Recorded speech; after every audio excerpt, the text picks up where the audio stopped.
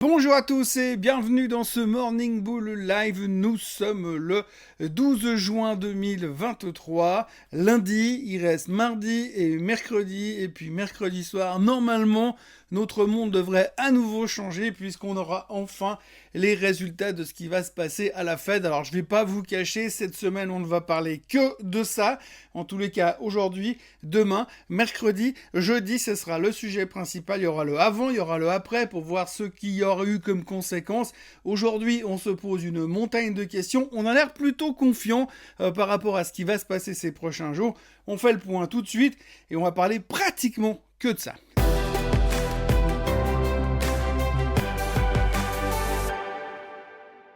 Donc, mercredi soir, le 14 juin, nous aurons droit au bilan de Monsieur Powell. Donc, il va nous sortir sa réflexion par rapport au taux d'intérêt.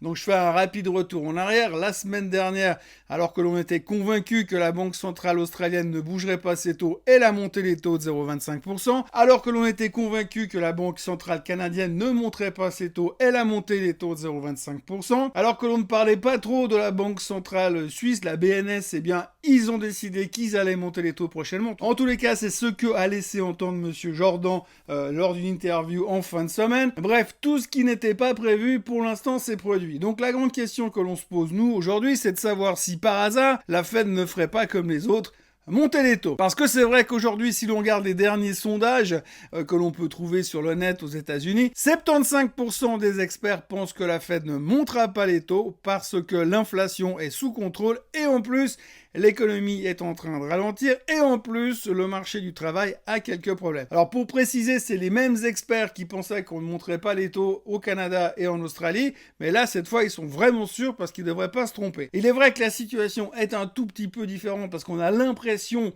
qu'effectivement que le marché du travail ralentit, donc ça pourrait justifier une non-hausse des taux mercredi soir. Mais par contre, on a inventé un nouveau mot au passage pour se couvrir les fesses. Ça s'appelle le hawkish skip. Alors le hawkish skip, c'est assez simple, hein, c'est je ne fais rien en juin, mais je me rattraperai en juillet. En gros, c'est ça, on se dit oui, mais de toute façon, peut-être que pour l'instant, Monsieur Powell va préférer ne pas handicaper le nouveau bull market qui vient de démarrer pour laisser simplement poser un peu le marché, voir si vraiment il y a un ralentissement économique et à ce moment-là, il prendra sa décision finale sur une dernière éventuelle peut-être hausse des taux en juillet. Pour faire simple, et vous l'aurez compris, on n'en sait strictement rien, donc on y va un peu à tâtons. Ça me fait penser à ce qui s'est passé en août dernier. Alors je sais, le mois d'août dernier, c'est il y a très longtemps, mais n'empêche qu'au mois d'août dernier, juste avant le meeting de Jackson Hole, on était tous là en train de nous dire « Ouais, c'est bon, cette fois on a compris, la Fed, ils vont pivoter, ils vont devenir moins hawkish, c'est bon, c'est réglé, c'est sous contrôle, l'inflation est maîtrisée, youpi, tralala, zim boum, c'est une certitude. » Et puis après le meeting de Jackson Hole, on s'est pris 2 claques aller-retour.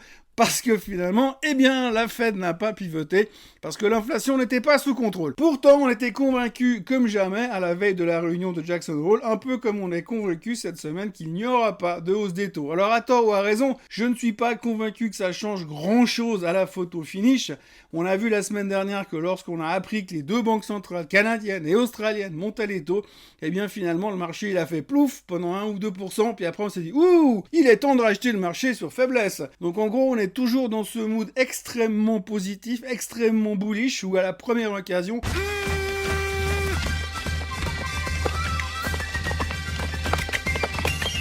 Prenez-vous ça de la crinière, bande de bourrins! On revient se positionner sur les techs, mais aussi gentiment sur le reste des actions un peu plus défensives, parce que tant qu'à faire, autant essayer de récupérer un peu de dividendes aussi à côté. Donc nous vivons toujours dans ce monde très étrange, où vous avez une majorité d'experts qui est extrêmement négative sur la suite des événements.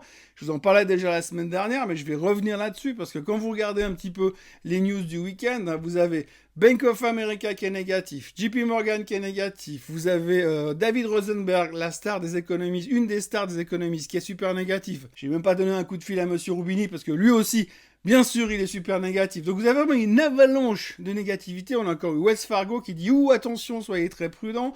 Donc on a vraiment un sentiment global que personne ne croit à ce bull market. Personne n'est confiant en cette hausse verticale dans laquelle nous sommes aujourd'hui. Et pourtant, ça monte. Donc c'est très difficile de savoir dans quelle direction on va aujourd'hui, mais ce que l'on sait aujourd'hui, c'est que les experts sont très prudents et pas forcément bullish. Alors, Les seuls qui sont très forts aujourd'hui dans ces commentaires négatifs sur les marchés, c'est Bank of America.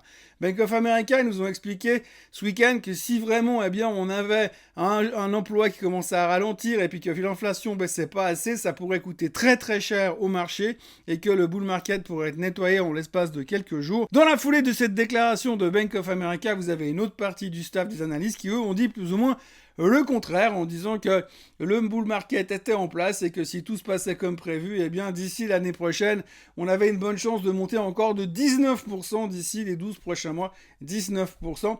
Alors, ce qui est bien, c'est que vous avez dans la même banque deux opinions différentes, ce qui est bien, mais au niveau de la communication, vous avez quelqu'un qui vous dit « on va tous mourir » et les autres qui vous disent « non, ça va cartonner ». Ce qui est bien, c'est que ça s'appelle de la protection ou du hedging en anglais, ce qui veut dire que finalement, si t'as tort, il y a l'autre partie du service qui a raison, et si t'as raison, l'autre partie du service a tort. Donc l'un et l'autre se compensent, c'est plus ou moins équilibré, et c'est quand même mieux pour l'image, si on creuse pas trop loin. Donc voilà, aujourd'hui nous sommes au début d'une nouvelle semaine, et tout le monde va se concentrer sur ce qui va arriver demain. Aujourd'hui, je vous le cacherai pas qu'il y a peu de volume, ça a l'air très calme pour l'instant, les futurs sont légèrement en hausse, on attend bien évidemment demain.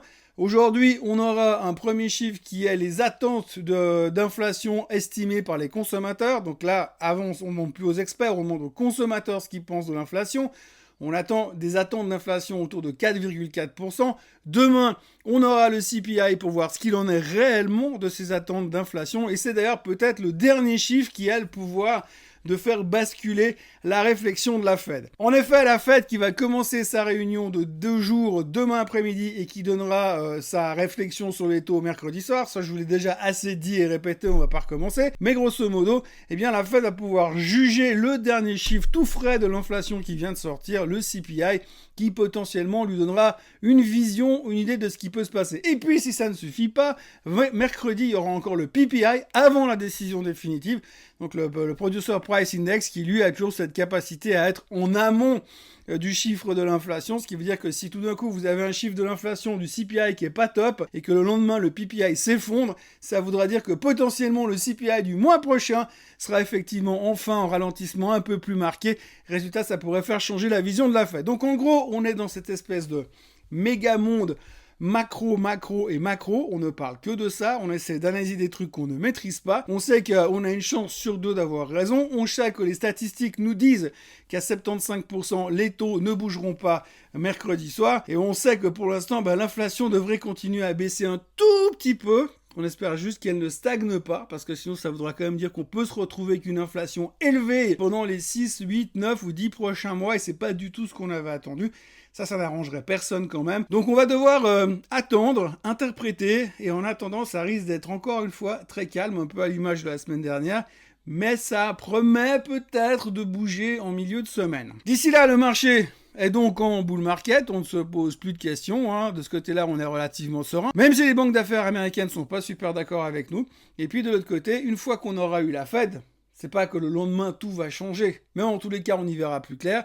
Une fois qu'on aura eu la Fed, jeudi, on aura la joie de s'occuper de la Banque Centrale Européenne. L'Europe qui, je le rappelle, est rentrée en récession technique la semaine dernière. Donc on se réjouit de voir Madame Lagarde qui va monter les taux de 0,25% jeudi, alors que finalement l'Europe est techniquement en récession, mais c'est normal parce qu'il faut d'abord se faire l'inflation et s'inquiéter de la récession après. C'est pas nouveau, c'est ce que nous a déjà dit Monsieur Powell, il préfère tuer l'inflation et s'occuper de relancer un pays en récession plus qu'autre chose. Et d'ailleurs, je vous parlais de Monsieur Rosenberg tout à l'heure, n'oubliez pas que lui, il a déclaré ce week-end qu'il y avait 99% de chances que le marché entre en récession cette année encore. Donc voilà ce que l'on peut dire ce matin. Très petit début de semaine, très calme, avec beaucoup de choses à réfléchir, mais malheureusement aujourd'hui on ne sait pas grand-chose. On va se baser sur ce que l'on va entendre et attendre cette semaine, et on espère qu'on y verra un petit peu plus clair mercredi soir. Par contre, faut pas trop vous faire d'illusions, parce que vous l'avez remarqué déjà depuis une bonne année et demie, depuis qu'on est dans ce combat contre l'inflation, on se fait des illusions en se disant « Oui, mais dès que la Fed aura fait ci ou fait ça, ça sera plus calme, et après on pourra se concentrer sur autre chose. »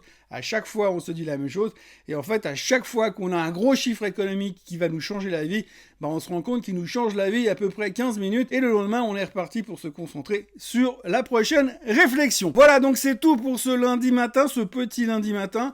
Moi je vous encourage à vous abonner à la chaîne Swissquote en français, à liker cette vidéo et à ne pas oublier que jeudi 15 juin, il y aura le Swissquote Trading Day. Ça commencera au bâtiment des Forces Motrices à Genève, ça commencera à 12h30 et des poussières, ça durera jusqu'à 17h et des poussières, et après, bien sûr, apéro et cocktail dînatoire. Donc si ça vous intéresse, n'oubliez pas de vous inscrire sur le site de Swissquote, le lien est indiqué sous la vidéo. Il faudra se souvenir aussi qu'il y a la diffusion en live et en streaming. Par contre, vous n'aurez pas accès à l'apéro et au cocktail dînatoire. Bien entendu, passez une excellente journée et je me réjouis déjà de vous retrouver demain matin. Bye bye.